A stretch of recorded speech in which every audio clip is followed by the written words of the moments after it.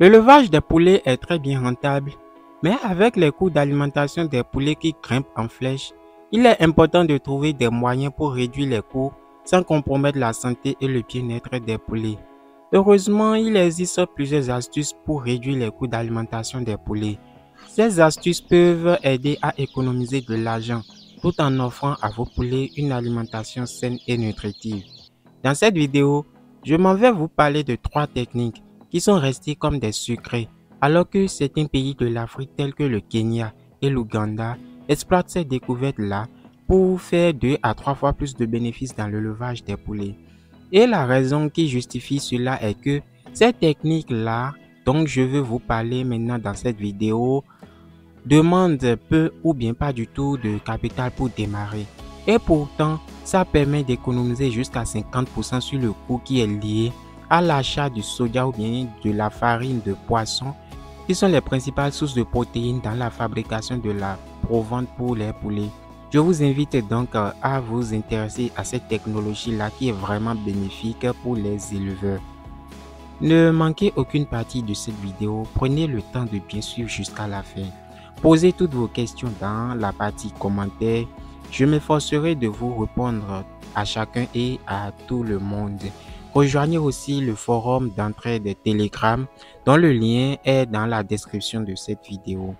Alors, chers amis, pour rentabiliser dans l'élevage des poulets, il faut réduire le coût lié à l'alimentation des poulets car ça occupe plus de 70% du coût de production. Et comme d'aucuns le savent déjà, le coût de l'aliment pour l'élevage des poulets est très élevé, ce qui complique la production régulière des volailles pour la consommation. Et l'une des raisons du coût élevé de l'aliment des volailles est le coût élevé de la protéine qui provient généralement du soja et du poisson.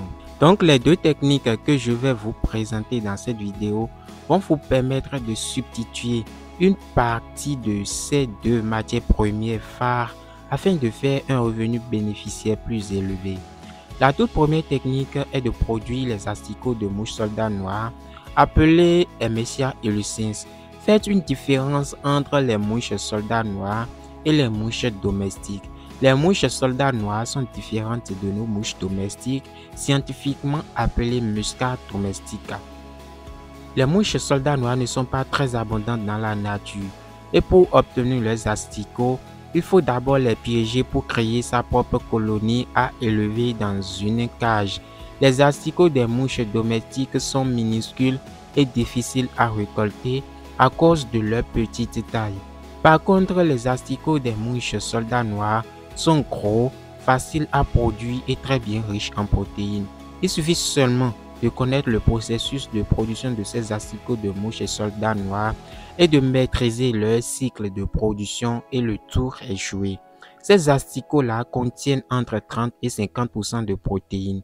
Ce qui est avantageux dans cette affaire est que, avec de petites cages de quelques mètres cubes, vous pouvez vous autosuffire car ces mouches donnent beaucoup d'œufs que les mouches domestiques et qui dit beaucoup d'œufs dit beaucoup de larves et donc d'asticots.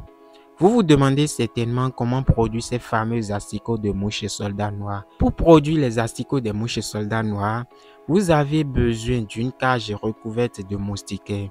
Attention de ne pas utiliser une moustiquaire imprégnée, sinon toutes les mouches vont mourir. Une fois que vous avez votre cage, vous devez maintenant avoir les mouches dans votre cage. Il est très difficile d'attraper les mouches soldats noirs dans votre environnement et de les mettre directement dans votre cage. Il faut donc partir des œufs de ces mouches-là pour avoir vos propres mouches dans votre cage. Pour avoir les œufs, vous avez besoin d'un attractant. L'attractant est un mélange de matières décomposables broyées et parfois fermentées et qui est capable de dégager de fortes odeurs pour attirer les mouches soldats noirs.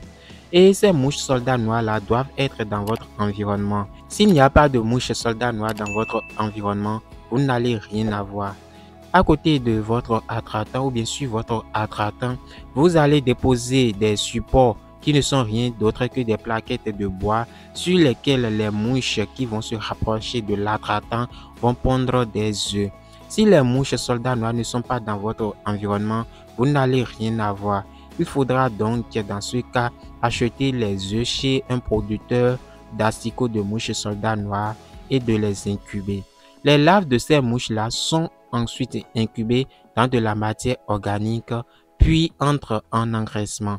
Après environ 20 jours, vous aurez des asticots qui seront plus gros que les asticots de mouches domestiques. Les déchets pour nourrir les larves de ces mouches soldats noirs-là ne sont rien d'autre que les déchets de cuisine, les restes de repas des restaurants que vous pouvez récupérer, les mangues pourries, la banane pourrie, la papaye pourrie et j'en passe.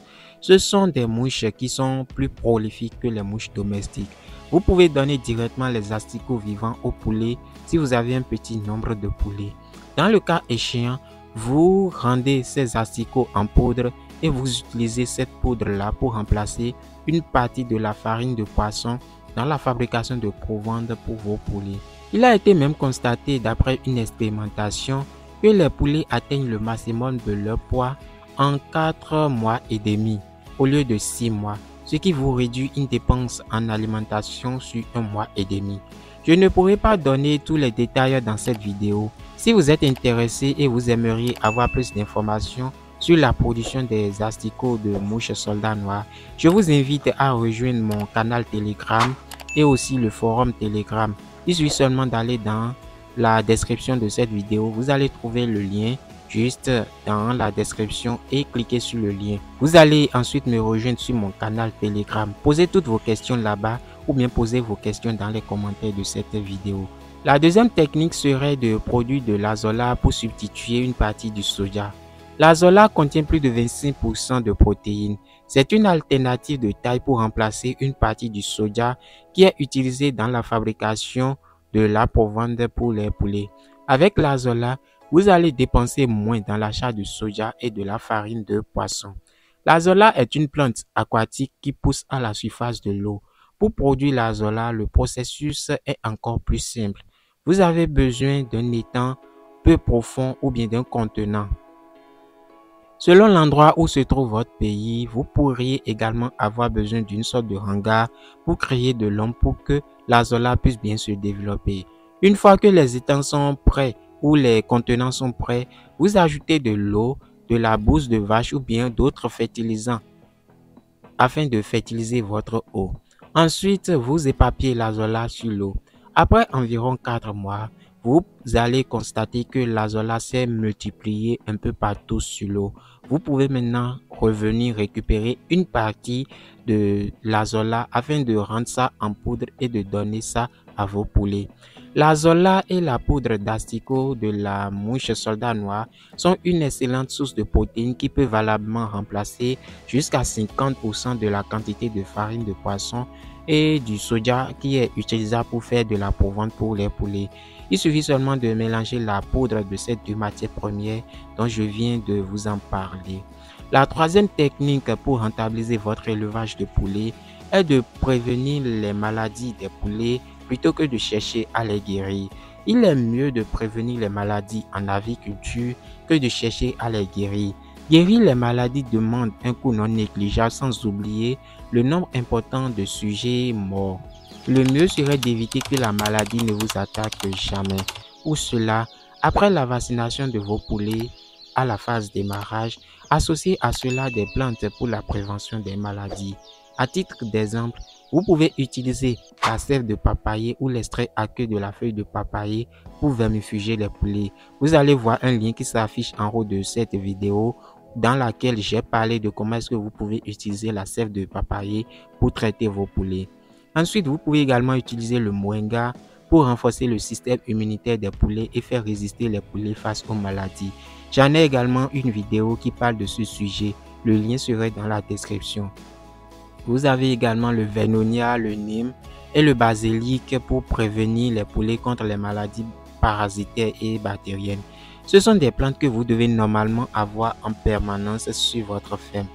Et bien voilà ce que j'ai à partager avec vous dans cette vidéo. Si vous aviez aimé la vidéo, veuillez bien sûr aimer la vidéo et si possible, abonnez-vous à la chaîne pour ne pas manquer mes prochaines vidéos. Il y a une vidéo qui se présente à l'écran, c'est une vidéo qui peut aussi vous intéresser. Veuillez cliquer sur la vidéo pour la regarder. Et si vous avez des questions, posez vos questions dans les commentaires ou également rejoignez mon canal Telegram dont le lien est dans la description. Et là-bas, je pourrai facilement répondre à toutes vos questions